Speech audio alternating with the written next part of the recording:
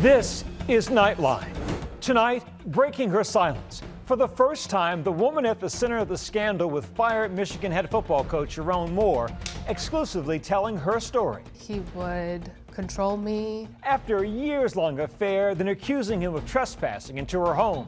Did you fear for your life? Oh my gosh, yes. I mean, he's 6'4". Claiming colleagues, including people in leadership, knew and even encouraged the relationship. They cared more about winning football games. The terrifying things she says he did right before his arrest.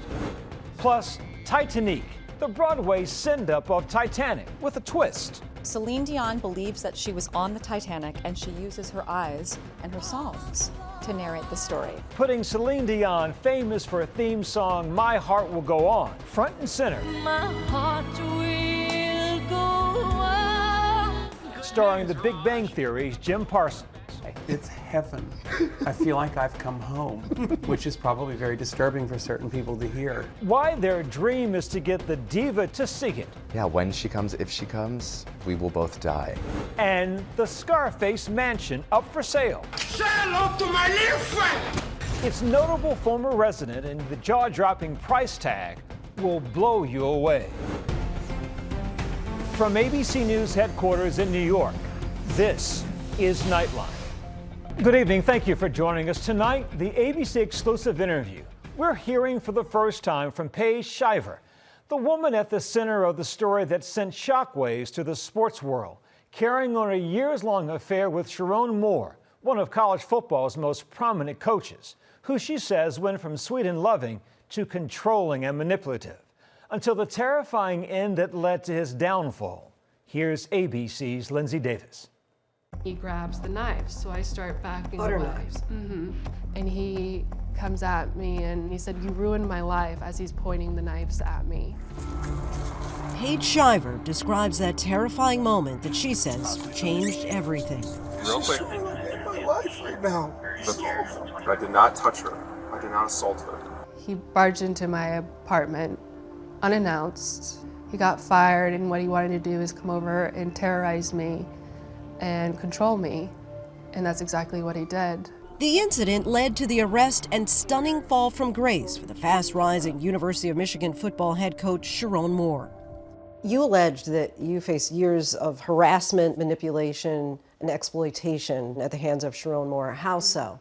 Here's a man that had complete control over me, over my emotions, over my career, and he knew that, and he used it against me. Moore and his now 32-year-old executive assistant, Paige Shiver, engaged in a years-long affair that began when she was just an intern. At the time, he was an offensive coordinator. Did you feel pressured to have the relationship in order to have job security? Yes, I did. The 40-year-old married father of three was a star on the rise, a national figure leading one of the top college football programs in the country. Did you love him? Back then, I did, but obviously looking back at things and really reflecting on what was happening, that's not love at all. Did you all tell each other that you love each other? Yes. Shiver is now speaking out for the first time about the scandal that's rattled the college sports world, an affair that spiraled, a top coach's firing, and the legal saga that followed. And so at what point would you say that it went beyond being a professional relationship to romantic? Just January of 2022, he originally would direct message me on Instagram. He started just reacting to my stories with a fire emoji, and then, what's your drink of choice? What alcohol do you like? Again, he was always coming down to my desk, always talking to me. But you knew he was married?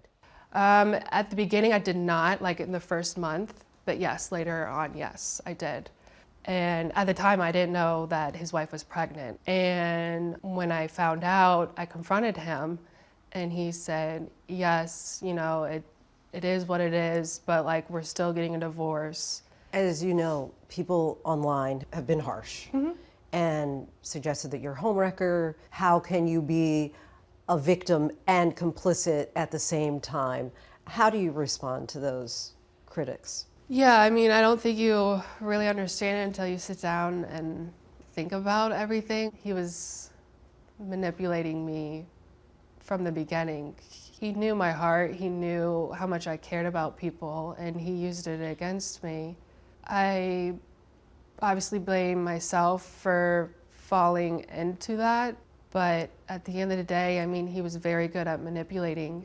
Quickly, the relationship turned even more complicated. In May of 2022, she says she found out she was pregnant by Moore. Yeah, this is something I didn't think I'd have to talk about, to be honest, to like the whole world. So it's something I've never really wanted to talk about. Are you willing to talk about it? Mm-hmm. Yep. Multiple doctors and experts told me that it wouldn't be right or healthy for me to keep the baby. And so how did Sherrone respond? He said, you had to do what's right for your body. Shiver says she decided to terminate the pregnancy. She says she has Pompe disease, a muscle disorder that would make carrying a pregnancy higher risk. Shiver says she eventually ended the affair. Though she initially denied the relationship, she claims she later reported it to the university. The university says it conducted its own investigation. They said, you know, we're really sorry about everything that you went through. We're here to protect you and to help you through all of this. On December 10th, Moore was abruptly fired. Shiver says less than an hour later, he showed up at her apartment. He does not knock like he said he did. He barges in and he's standing like this close to me. And he's standing over me with his hood on and he's crying. And he said, you ruined my life. Why would you do this to me? And then I start backing up. And then that's when he opens the drawer next to me and he grabs the knives. So I start backing Butter away. knives. Mm-hmm. And I start backing away and he comes at me and comes around and comes towards me and he said, you ruined my life, as he's pointing the knives at me. And I told him, I'm going to call the cops, Sherrone, you're not supposed to be here. He doesn't do anything about it. He just continues to come at me. Did you fear for your life? Oh my gosh, yes. I mean, he's 6'4", and he comes in with his hood up, looking down at me, saying I ruined his life, crying. She says Moore began to threaten his own life. He said, I'm going to kill myself now, and you're gonna watch. And then he's in the doorway, and he pretends to stab his neck, and then he then takes them away and then throws them on my counter and then walks away. And then I ran to the door and locked it really fast. Moore allegedly texted Shiver, I hate you, and my blood is on your hand. Around the same time, his wife Kelly called 911, concerned about his well-being. Their kids are heard in the background. 911, where's your emergency? My husband, I'm worried that my husband's gonna hurt himself. And I need you, can you guys track his phone? Okay, why do you think he's trying to hurt himself? Because he said that to me. Okay, what did he say specifically? He said he's trying to kill himself. So what's going on today, man? I just got fired. I don't want to hurt myself, man. I got a beautiful family, kids. Police detained Moore. The arrest captured in police footage obtained by ABC News. I understand. Anybody. Hang on. She's So, in my life, man. hang on. I got mad and then I yelled, but I did not touch her in any way, shape, or form. Sherrone was brought in for a psych evaluation. Emotional. But like, that's all you have to get through this for, right? Like, that's all that there is in this situation. So whatever help you need to get that help. It was on this day the world learned of the scandal, but Shiver says some in university leadership knew about it since the beginning. Would you say that your relationship was a well-kept secret or an open secret? Open secret. You feel that they knew about the relationship with Sherrone all along? Yes, they knew the things that he was doing to me, and no one did anything about it. It's because They cared more about winning football games, not having another scandal, and trying to protect the head coach. And that's how it's always been. In a statement, the University of Michigan says it acted promptly to terminate Moore as soon as it learned about the relationship, and that it is committed to ensuring a professional and respectful workplace for all members of its community.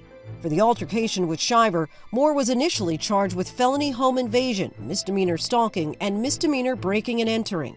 But those charges were dropped after Moore pleaded no contest to misdemeanor charges of trespassing and malicious use of a telecommunications device. He was sentenced to 18 months probation and fined more than $1,000. Frankly, Mr. Moore, you had no right to do what you did. Moore's wife, Kelly, seated in the courtroom as the judge acknowledged her.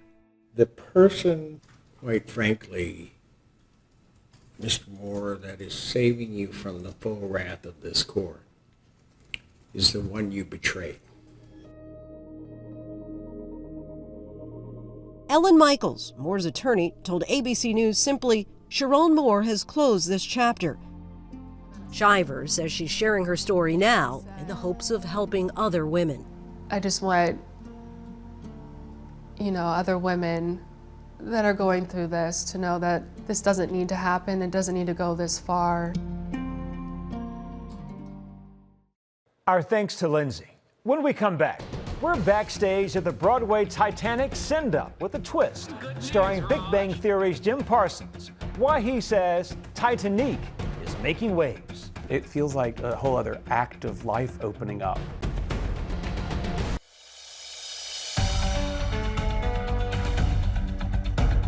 Welcome back. Imagine the tragic story of the Titanic as an absurdist comedy with an all Celine Dion soundtrack and Jim Parsons as its star. That's Titaníque, the creation bringing hilarity to the Great White Way. ABC's Will Gans went deep behind the scenes.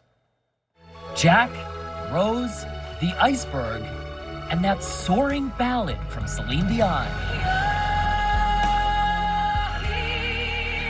The unforgettable story from the 1997 blockbuster Titanic, now on Broadway, but with a twist.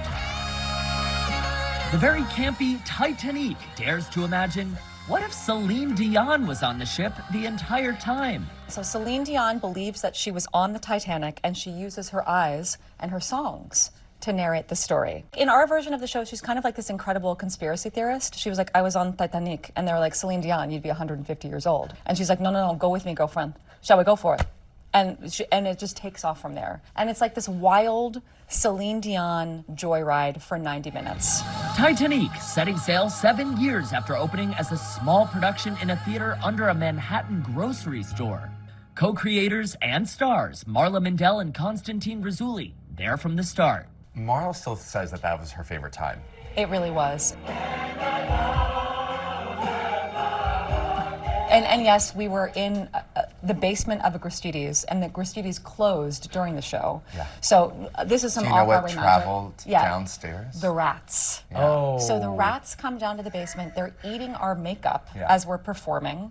Trash juice is leaking onto my head during My Heart Will Go On. And people are having the time of their lives. And we're hearing laughter like we have not heard. Yeah. Maybe I'm meant to live in a basement forever. I don't know. She's a bit, well, we call her basement troll. Yeah, I am a basement troll. Yeah, no, I agree. It was something so special, especially coming from pandemic when everybody was locked away in their homes. Yeah. To see even people our first night with masks on, and you can see their smiles through the mask. Yeah, their eyes. The show now a long way from that maiden voyage with a star-studded red carpet for their opening night on the Great White Way. Before the curtain rose, I got a personal backstage tour, delivered with one star's signature flair. Okay, the queen is resting. We're gonna wake her up. Hello. Well, hello, and welcome to my home. May we? Yeah, come on in. Let's do it. Of course. Frankie Grande, known for his star turn in the musical Rock of Ages. Well, I'm the new HOH in town, and I think it's going to be a hell of a good week. For scene-stealing appearances on the reality TV show Big Brother, and being a real-life Big Brother to Ariana Grande, now playing the Titanic's captain. Well, I believe you may get your headlines, Mr. Ismay. So this is where we keep all of our props and the beautiful sparkly ship. And these are my wheels, and my fan, and my hat. This is when I do all the stuff that I do to play the captain of the ship. Can I hold the wheel? Yeah. Please? I want to take the sparkly one. We can have ours together, look. Yay! You gotta do this. Frankie, you have been on Broadway before, Mamma Mia, Rock of Ages. Why was Titaníque the right show for you to come back to the Great White Way? I mean, just first of all, I'm the biggest Celine Dion fan in the world. So this is the perfect way to come back to Broadway for me. My brand is Queer Joy. Frankie Grande shares the stage with Jim Parsons, best known for playing Sheldon in the hit sitcom The Big Bang Theory. You're okay to stay for a while. But in this gleefully unhinged setting, he's playing Rose's mom, the campy and chaotic Ruth DeWitt Decatur. Jim, after 4 Primetime Emmy Awards, a Golden Globe, you name it, how does it feel to now be on the Broadway stage with 2 dead birds on your head, an insane lip liner situation, and saying some of the most foul things I've ever heard another human being say? It's heaven. I feel like I've come home, which is probably very disturbing for certain people to hear. How does it compare to the plays that you've done? Exhausting. It is a shocking amount of work. We also had a very, very fast rehearsal process, and I feel better and better every single day. Titaníque's sparkly new home at the St. James Theater, fathoms away from its humble beginnings, and hoping one very special person might come see the show. Has Celine seen this show? She has not seen the show. I hope she does. It's for her. Yeah. We've built it for her. Yeah. Because we love her so much. Like, Yeah. we are true die-hard We are Titaníques. Titaníques of Miss Celine Dion, and we just want her to be proud of us. As we love her. Yeah. And I think, yeah, when she comes, if she comes, we will both die. I love you so much. Good night.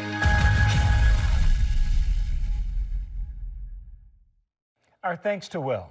When we come back, the Scarface mansion, once part of the iconic gangster film. Say hello to my little friend.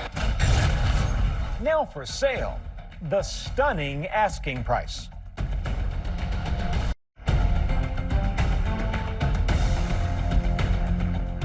And finally tonight, you got $237 million? It's tonight's Nightlight. A Florida property with quite a pedigree, now poised to set real estate records. The palatial estate once home to Scarface's Frank Lopez in the legendary gangster movie. Frank Lopez, Tony Montana. Hey, Tony Montana. Mr. Lopez, that's a real question. And previously, part of it was President Richard Nixon's Winter White House. It's 13,000 square feet. It includes a helipad and more than 800 feet of waterfront access for your yacht, of course. And that's Nightline for this evening. Watch all of our full episodes on Disney Plus and Hulu. We'll see you right back here Monday. Thanks for the company, America. Have a good and safe weekend.